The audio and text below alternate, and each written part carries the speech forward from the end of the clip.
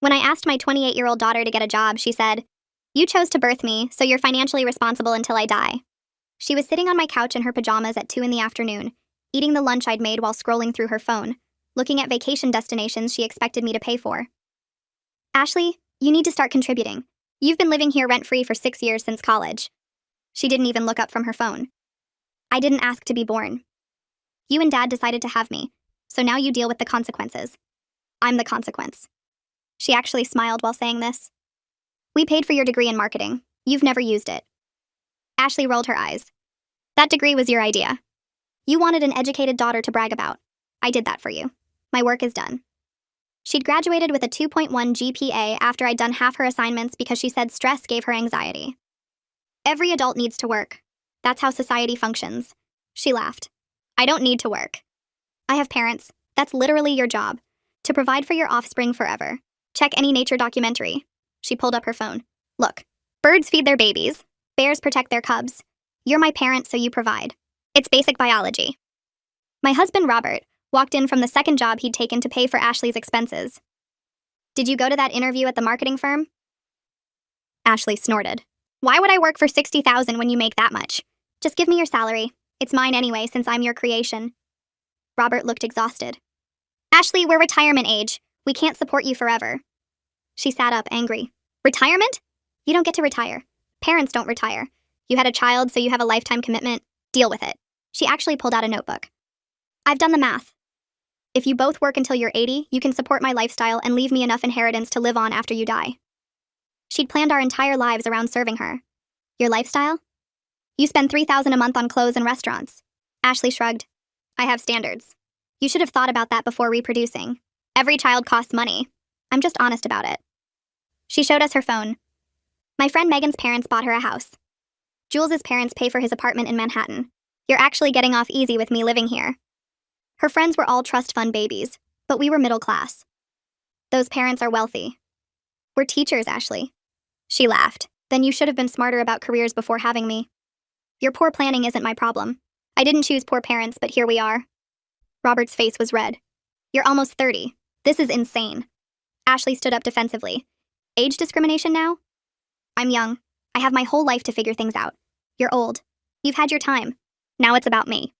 She walked to the kitchen and started making herself a smoothie with the $40 organic berries she'd demanded we buy. "You know what? I'm done asking. I'm telling. You will support me because that's your legal obligation." I laughed. "Legal obligation ends at 18. You're 28. She pulled out her laptop. "Actually, I've been researching. Filial responsibility laws. Parents who don't provide can be sued for neglect, emotional damage." She'd actually researched suing us for not being her servants. "You can't sue us for making you get a job." Ashley smiled. "Watch me. I have documented every time you've made me feel inadequate. Every request for me to contribute. That's emotional abuse. Judges love emotional abuse cases." She showed us a folder labeled Parent Crimes, with screenshots of our texts asking her to help with chores or find work. "This is evidence of harassment. You've asked me to get a job 43 times this year. That's basically stalking." Robert grabbed the laptop. "You live in our house, eat our food, use our car, and we're stalking you?" Ashley grabbed it back. "I didn't choose to need those things. You chose to create someone who would need them. Every need I have is your responsibility, forever." I stood up. "Get out. Pack your things and leave." Ashley laughed. "You can't evict me. I'm your child. That's illegal." I pulled out my phone. "Actually, I researched too. You're a month-to-month tenant. Here's your 30-day notice." Her face went white. "You can't do this." "Where will I go?" Robert answered. "To a job, like every other adult." Ashley started crying, but it was fake. "You're abandoning me. I'll be homeless. Is that what you want? Your daughter on the streets?" I kept writing the notice. "You have a degree. You're able-bodied. You'll figure it out." She got angry. "I'll tell everyone you threw out your own daughter. Your reputations will be ruined." Robert shrugged. "Everyone already knows you're a leech. They'll probably congratulate us." Ashley tried another approach. "I'll kill myself." "Is that what you want? Your daughter's death on your conscience?" I called her bluff. "Should I call 911 now, or are you going to pack?" She realized we were serious. For 30 days, she tried everything. I woke up at 6 to check my phone before work and saw the email alerts. $8,000 charged to my credit card overnight. I opened the statement with shaking hands and scrolled through the purchases. Designer dresses from Nordstrom, a spa package at some luxury resort, shoes that cost more than our monthly grocery budget, all ordered between midnight and 3 in the morning while I'd been asleep. I went downstairs and found Ashley at the kitchen table eating the breakfast I'd made for Robert before he left for his early shift at his second job. She was scrolling through her phone like nothing had happened. I put the credit card statement in front of her face. She glanced at it and shrugged. That's payment for emotional distress. You caused me severe anxiety with that eviction notice, so I'm owed compensation. I grabbed the paper back. You stole $8,000 from us. She took another bite of toast. It's not stealing when it's from my own parents. Everything you have is basically mine anyway since you created me. I'm just taking what I'm owed. I called the credit card company right there at the table and reported the charges as fraud. Ashley watched me with this little smile on her face like she thought I was bluffing. When the representative asked if I knew who made the purchases, I said yes and gave them Ashley's full name. Her smile disappeared. Robert got home 2 hours later and went straight to check our bank accounts like he did every morning now. I heard him make this choking sound from the office. I ran in and found him staring at the computer screen. Our checking account was $600 lower than it should have been. Ashley had used the debit card we thought she'd returned years ago. We spent the next hour on the phone with the bank freezing every account and removing Ashley's access to anything with our names on it. She came into the office while we were still on hold with customer service. What are you doing? Robert didn't look at her. Protecting what's left of our money from you. She grabbed for the phone, but he pulled it away. You can't cut me off. I need money for food and gas and everything. I finished canceling her access to our savings account. Then get a job like we've been telling you to do. Ashley started screaming, not crying or fake sobbing like before, actually screaming about how we were abusing her and starving her and trying to make her homeless. She said she was calling a lawyer right now to sue us for financial abuse and elder exploitation in reverse. She actually used that phrase, elder exploitation in reverse, like we were the vulnerable ones taking advantage of her instead of the other way around. Robert stood up and his face was redder than I'd ever seen it. Get out of this office right now. She didn't move. I'm documenting this. This is evidence of your abuse. I pulled out my phone and started recording her. Good idea. Let's both document. Tell the camera again how your parents are abusing you by not letting you steal from them. She left the office, slamming the door so hard a picture fell off the wall. 2 days later, I heard a car in the driveway at 10 in the morning. I looked out the window and saw Robert's sister Linda getting out of her sedan. Ashley must have called her. I hadn't talked to Linda in months because she always took Ashley's side in everything and made me feel like a terrible mother for having expectations. Linda knocked and I let her in. Ashley came running down the stairs in her pajamas with red eyes like she'd been crying for hours. She threw herself at Linda and started sobbing about how we were throwing her out and she had nowhere to go and we were destroying her mentally. Linda hugged her and gave me this disappointed look over Ashley's shoulder. We need to have a family meeting. This has gone too far. We sat in the living room and Linda held Ashley's hand while my daughter sniffled and dabbed at her eyes with tissues. Linda started talking about how young people need more time to find themselves now, and how the economy is different from when we were Ashley's age, and how families should support each other through hard times. I let her talk for about 5 minutes before I went to Ashley's room and got the notebook. The one where Ashley had calculated our entire working lives until we were 80, so she could live off us and inherit whatever was left. I brought it downstairs and put it in Linda's lap without saying anything. Linda opened it and started reading. Her face changed as she turned the pages. Ashley tried to grab it, but I held her back. Linda got to the page where Ashley had written out her monthly budget of $3,000 and how much we'd need to earn to cover it plus our own expenses. She got to the part where Ashley had noted that if we died before 80, she'd need to find another income source or marry rich. Linda closed the notebook slowly. Ashley, what is this? Ashley crossed her arms. Financial planning. Adults do it all the time. I pulled out my phone and showed Linda the folder Ashley had made, the one labeled Parent Crimes with all the screenshots of us asking her to contribute or get a job. Linda scrolled through it, getting paler with each image. You've been collecting evidence against your own parents? Ashley snatched my phone back. They've been harassing me. I have a right to protect myself. Linda stood up and looked at Ashley like she'd never seen her before. This isn't normal. This isn't a young person struggling to find their way. This is calculated. Ashley's fake tears stopped immediately. You're supposed to be on my side. Linda shook her head. I came here thinking your parents were being too harsh, but this. She held up the notebook. This is manipulation. You've planned out their entire lives like they're just resources for you to use. She left 20 minutes later after apologizing to me and Robert. Ashley locked herself in her room and didn't come out for the rest of the day. On day 5 of the 30-day eviction notice, Ashley started what looked like a real job search. She came down to breakfast dressed in actual clothes instead of pajamas. She'd printed out a stack of resumes on our printer using up half our paper. She asked to borrow the car and said she had 3 interviews lined up. I felt this little spark of hope. Maybe the eviction notice was working. Maybe she was finally taking this seriously. She left at 9 and came back at 5. She did the same thing the next day and the day after that. By day 8, I was starting to think we'd gotten through to her. She was going out every day dressed professionally with her resume folder. She was even being nicer at dinner and not making as many comments about how we'd ruined her life. Then I needed to pick up groceries and realized Ashley had taken the car again. I checked the GPS history on my phone since it was linked to the car's system. My stomach dropped as I scrolled through the locations. The mall, the movie theater, a coffee shop, a park. The mall again. Not a single business or office building. Not one place that might actually have been an interview. I showed Robert when he got home from his second job at 8 that night. He just stared at the screen and didn't say anything for a long time. She's been lying this whole time. The next morning when Ashley came down dressed for her fake interviews, I showed her the GPS history. Where are the interviews? She didn't even look embarrassed. I went to those places to network. That's how jobs work now. It's all about connections. Robert laughed, but it wasn't a happy sound. You went to the movies to network? She grabbed her purse. I needed to relax between meetings. Job searching is stressful. She tried to leave, but I stood in front of the door. No more car. You want to go somewhere? You walk or take the bus. She shoved past me and went back upstairs. An hour later, she came down in her pajamas and turned on the TV like nothing had happened. Day 19 rolled around and I was upstairs folding laundry when I heard Ashley screaming from downstairs. I dropped the towel I was holding and ran down the stairs, my heart pounding because the screaming sounded real this time. She was on the couch clutching her chest and gasping for air, her face red and twisted up. I rushed over to her and asked what was wrong, but she just kept gasping and pointing at her throat. I grabbed my phone and dialed 911, telling them my daughter couldn't breathe and giving them our address. The operator stayed on the line with me while I tried to help Ashley, who was making these horrible choking sounds. The ambulance arrived 8 minutes later and 2 paramedics rushed in with their equipment. They went straight to Ashley and started checking her vitals, asking her questions about what she was feeling. One of them pulled out an oxygen mask while the other took her blood pressure.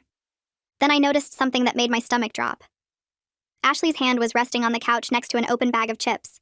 Not just resting near it, but actually holding a chip between her fingers. The female paramedic noticed it at the same time I did.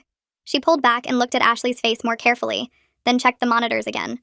Ashley's breathing was perfectly normal according to the machines. Her oxygen levels were fine. Her heart rate was slightly elevated, but nothing dangerous. The male paramedic stood up and crossed his arms, staring down at Ashley. She suddenly stopped gasping and looked up at both of them with this innocent expression. The female paramedic asked her directly if she was actually having trouble breathing, or if this was a fake emergency. Ashley sat up straighter and said she'd been having chest pains and thought she was dying. The paramedic pointed at the chip in her hand and asked how she was eating while supposedly unable to breathe. Ashley looked at the chip like she'd forgotten it was there and dropped it back in the bag. The male paramedic's face turned red and he told us that false 911 calls were a serious offense.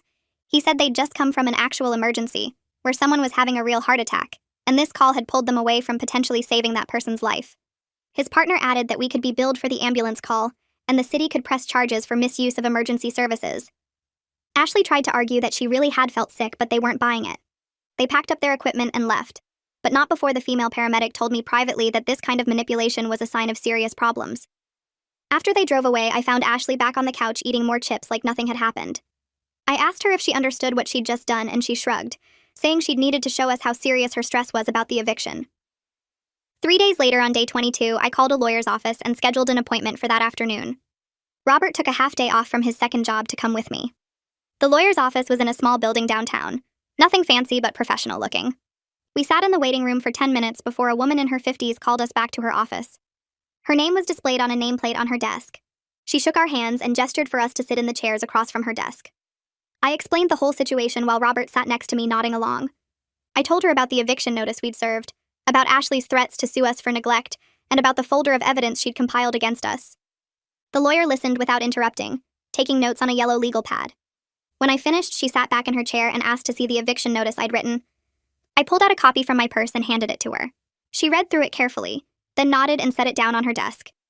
She told us that we had every legal right to evict Ashley since she was over 18 and living in our home as a tenant. She explained that even though Ashley was our daughter, tenant laws still applied, and we'd followed the proper procedure by giving 30 days notice. Then she addressed Ashley's threats about suing for neglect. The lawyer actually smiled a little bit when I mentioned it.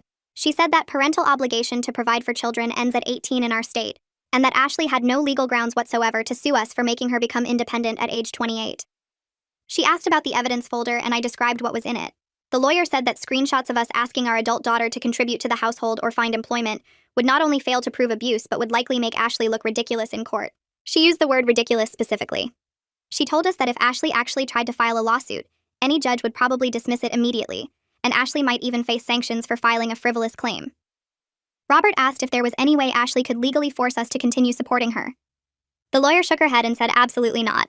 She explained that adult children have no legal right to financial support from their parents, except in very rare circumstances involving severe disability, and even then it would require court orders and specific findings.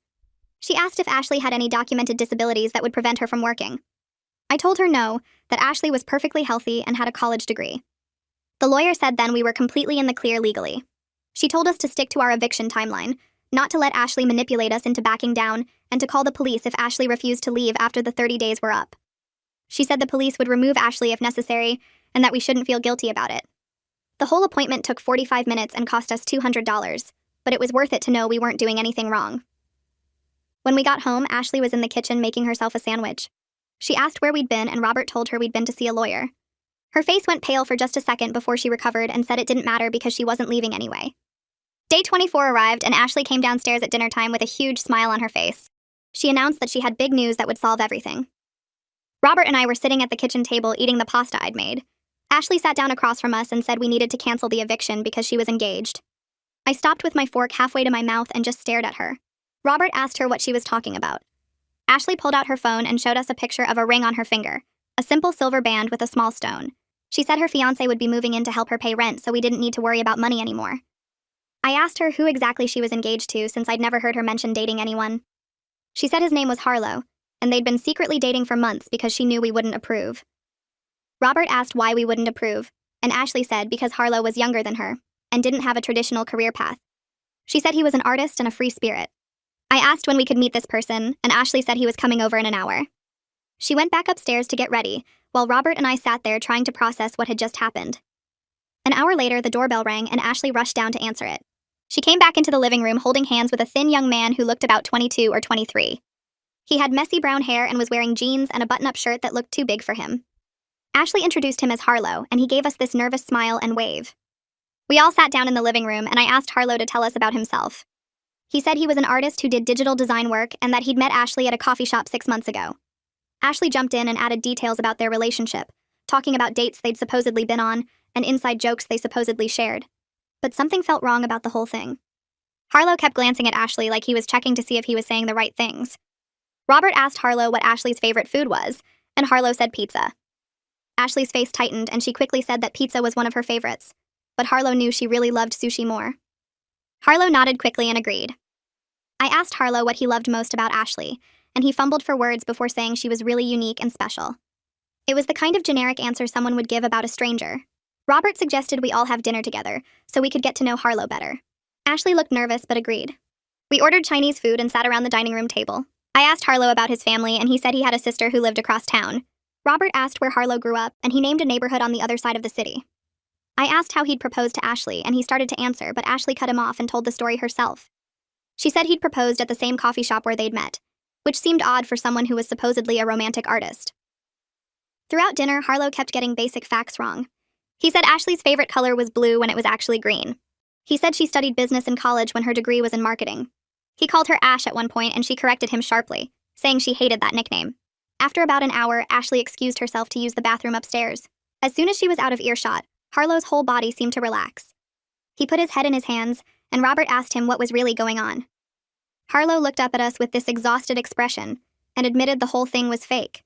He said Ashley had approached him at a grocery store 3 days ago and offered him $5,000 to pretend to be her fiancé. He'd agreed because he was behind on rent and desperate for money. He said Ashley had given him a script to memorize with facts about their fake relationship, but he'd gotten confused and mixed things up. I asked him if he understood how wrong this was, and he said yes, that he felt terrible about it, but he really needed the money. Robert told him he needed to leave and tell Ashley the deal was off. Harlow said he would, but he wanted the money she'd promised him first. I told him he wasn't getting any money for lying to us. He stood up looking defeated and said he'd tell Ashley he couldn't do it anymore. When Ashley came back downstairs, Harlow was already at the front door. She asked where he was going, and he told her he couldn't pretend anymore. Ashley's face went from confused to angry in about 2 seconds. She tried to block him from leaving, but he pushed past her and walked out. Ashley turned to us and started crying, saying we'd ruined her one chance at happiness. I told her we knew the whole thing was fake and she needed to stop lying. She wiped her tears away and the crying stopped immediately. She said fine. It didn't matter anyway because she still wasn't leaving. Day 27 came and I walked past Ashley's room to see her door wide open and not a single box packed. Her clothes were still hanging in the closet. Her makeup and hair products were still spread across her dresser. Her bed was made and she was lying on top of it in her pajamas watching something on her laptop. I stood in the doorway and asked if she planned to pack anything before day 30. She didn't even look at me, just said there was no point in packing since she wasn't going anywhere. I told her the eviction was real and she needed to take it seriously. Ashley finally looked up and said I was bluffing, that I'd cave at the last minute because I was too weak to actually throw out my own daughter. She said I'd spent my whole life avoiding conflict, and this would be no different. Robert came home from his second job at 9 that night looking completely drained. His face was gray and he could barely keep his eyes open. I heated up dinner for him and he ate it without really tasting it. After dinner, he went straight to bed without even changing out of his work clothes. I sat on the edge of the bed watching him sleep and felt this deep sadness settle over me. We were both so tired. Not just physically tired, but tired in our souls from years of Ashley's manipulation and demands. I went back downstairs and found Ashley still in her pajamas watching TV in the living room. She was eating ice cream straight from the container, the expensive kind she'd insisted we buy. I sat down on the other end of the couch and just looked at her. She ignored me completely, her eyes fixed on the screen. I asked her if she ever thought about anyone besides herself. She said everyone thought about themselves first. That's just human nature. I told her that wasn't true, that parents sacrifice for their children all the time. Ashley laughed and said exactly, that's what parents are supposed to do. Sacrifice. I went to bed that night feeling completely heartbroken, not sure if we were doing the right thing, but knowing we couldn't keep living like this. Day 30 arrived and I woke up at 6 in the morning before my alarm went off. I couldn't sleep anymore knowing what we had to do. I got out of bed quietly so I wouldn't wake Robert, but he was already awake, staring at the ceiling. We looked at each other and he nodded. We both got dressed and went downstairs to start packing Ashley's things. Robert called his second job and told them he was sick and couldn't come in. We started in her bedroom, pulling clothes out of her closet and folding them into boxes we'd bought from the moving store. We packed her shoes, her books, her laptop charger, everything. We worked in silence mostly, just the sound of tape being pulled across cardboard boxes. Around 8:30, we heard Ashley's door open upstairs. Her footsteps came down the hall and then stopped. She appeared in her doorway and stared at us, surrounded by half-packed boxes. Her face went through about 5 different expressions in the span of 3 seconds. Confusion, then anger, then fear, then back to anger. She asked what we were doing, and I told her we were helping her pack since she hadn't done it herself. Ashley's voice got high and shaky, and she said we couldn't do this, that we were actually going through with it. Robert kept folding her clothes without looking at her. She came into the room and tried to grab a box away from him, but he held on to it. Then Ashley did something I'd never seen her do before. She sat down on her bed and started crying real tears, not the fake ones she usually produced. Her whole body was shaking, and she was making these gasping sounds between sobs. She said she was scared and didn't know what to do. She said she didn't know how to live on her own and didn't know how to be an adult. Her voice sounded different, younger somehow, like she was a little kid again. I felt my chest tighten and had to look away because I knew if I kept watching her cry, I might give in. Ashley kept crying and saying she was sorry, that she knew she'd been awful, but she was just so scared of failing. She said every time she thought about getting a job, she felt this panic that she wouldn't be good enough, and everyone would see what a mess she was. She said it was easier to just stay home and pretend she didn't need to try. She looked up at me with red eyes and said she knew she'd been manipulating us, but she didn't know how else to cope with how terrified she felt about everything. For the first time in weeks, she actually sounded like my daughter instead of a stranger who was running a con. I sat down next to her on the bed and Robert stopped packing. I asked her why she'd never told us she was this scared before. She said because admitting she was scared meant admitting she wasn't special, that she was just like everyone else who had to work and struggle. She said her whole identity had been built on this idea that she was different, that normal rules didn't apply to her. I felt tears starting in my own eyes because this was the most honest she'd been in years. She grabbed my hand and begged me for another chance, said she'd do better this time, that she'd really try. Robert came and sat on her other side.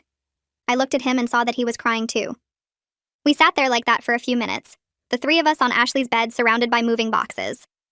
I wanted so badly to just tell her she could stay, and we'd figure it out together. But I also knew that if we backed down now, nothing would ever change. She'd go right back to her old patterns as soon as the immediate threat was gone. I took a deep breath and told Ashley I had a compromise. She could stay if she got a job within 2 weeks and started paying $400 a month in rent. It wasn't much, barely enough to cover utilities, but it was something. She'd have to contribute and prove she was serious about changing. Ashley pulled back and wiped her eyes, looking at me like she was considering it. Then her face started to change. The softness disappeared and her jaw got tight. She stood up and said she shouldn't have to pay rent to live in her own home. I told her this wasn't her home anymore. It was ours. And if she wanted to stay, she needed to contribute like any other adult.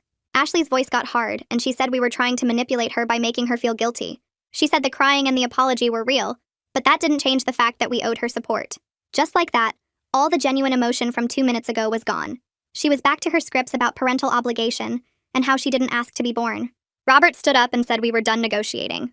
He told her she had until 8 tonight to be out or we'd call the police to remove her. Ashley's face went pale, but she didn't argue anymore. She just turned and walked out of the room. I heard her making phone calls from her bedroom, her voice going from angry to pleading to manipulative depending on who she was talking to. Robert and I finished packing her things in silence, both of us feeling like we'd just lost something we could never get back. By 8 that evening, Ashley had loaded most of her boxes into her friend Gail's car. Gail had shown up at 7 with her brother to help move everything. Gail gave us this look that was half sympathetic and half judgmental, like she thought we were being too harsh, but also understood why we were doing it. Ashley didn't say goodbye to us. She just walked out the front door with the last box and got into Gail's car without looking back. We stood in the doorway watching them drive away. The house felt incredibly quiet after they left. Robert went to sit on the couch and I joined him. We sat there not talking for a long time. My phone buzzed an hour later with a text from Ashley. It said she'd never forgive us for this betrayal, that we'd chosen our pride over our daughter, and that she hoped we were happy now. I showed the text to Robert and he just shook his head. We ordered pizza for dinner because neither of us had the energy to cook. We ate it in front of the TV watching a show neither of us were really paying attention to. That night I lay in bed unable to sleep, wondering if we'd made a terrible mistake or the right choice. Robert was awake too. I could tell by his breathing. We didn't talk about it. What was there to say? Our daughter was gone and we didn't know if she'd ever really come back. 3 months went by and everything changed. The first thing I noticed was how quiet the house was in the mornings. No Ashley stomping around demanding breakfast or complaining about something. Just Robert and me having coffee together before work. The second thing I noticed was how much better Robert looked. The gray color left his face and he started smiling again. He quit his second job after the first month because we didn't need the extra money anymore. We were actually saving money for the first time in 6 years. Our checking account balance grew instead of shrinking. We started talking about maybe taking a vacation next summer, something we hadn't been able to afford in years. But the guilt was always there, sitting in the back of my mind. I'd see something that reminded me of Ashley and feel this wave of sadness. I'd wonder if she was eating enough or if she was safe. Robert felt it too. Sometimes I'd catch him staring at Ashley's empty room with this lost expression. We didn't talk about her much because it hurt too much. My colleagues at the school noticed the change in me. I had more energy and seemed less stressed. One of them asked if something good had happened, and I didn't know how to explain that my life had gotten better because I'd kicked out my daughter. The relief of not walking on eggshells in my own home was enormous. I could leave my credit card on the counter without worrying it would be maxed out. I could buy regular groceries instead of expensive organic everything. I could come home from work and just relax instead of bracing myself for whatever drama Ashley had created that day. But the relief came with this heavy guilt that made me question everything. Had we been too harsh? Should we have tried harder to help her? Would she end up homeless or worse because we'd given up on her? Those questions kept me up at night even as our daily life got so much easier. I got Ashley's first text message 2 weeks after she moved out. It came at 11 at night and just said, "Hope you're happy now." Then another one an hour later saying we'd ruined her life and she'd never forget what we did to her. The messages came every few days after that. Always late at night. Always blaming us for whatever was going wrong. She said she couldn't afford food because we'd forced her out. She said she was exhausted all the time because we'd made her get a job. She said her feet hurt and her manager was mean and everything was our fault. I didn't respond to any of them. Robert said we should block her number, but I couldn't bring myself to do it. Then Gail called me one afternoon while I was grading papers at the school. She said Ashley had gotten a job at a clothing store in the mall, working 30 hours a week folding shirts and helping customers. Gail's family had given Ashley the same choice we did after 2 weeks of her refusing to job search. Either get work and start contributing or find somewhere else to live. Ashley had applied to 6 places in 1 day after that, and took the first offer she got. Gail said Ashley complained constantly about having to stand all day and deal with rude customers, but she showed up for every shift because she needed the paycheck. She was surviving. Not happily, but surviving. 6 months passed before Ashley agreed to meet us. She picked a coffee shop halfway between her apartment and our house, texting the address with no other message. Robert and I got there early and sat at a corner table, both of us nervous. Ashley walked in 10 minutes late looking thinner than I'd ever seen her, wearing her work uniform with a name tag pinned to her shirt. Her hair was pulled back in a messy ponytail, and she had dark circles under her eyes. She didn't hug us or smile, just sat down across from us and ordered black coffee. Robert tried to ask how she was doing, but she cut him off. She said we were terrible parents who'd thrown her out instead of supporting her like real families do. She said working retail was degrading and exhausting, and she resented every single minute of it. She said she'd never forgive us for forcing her into this life. But then she pulled out her phone and showed us pictures of her apartment, a tiny studio she shared with a roommate. She talked about her coworkers and her manager and the regular customers she recognized.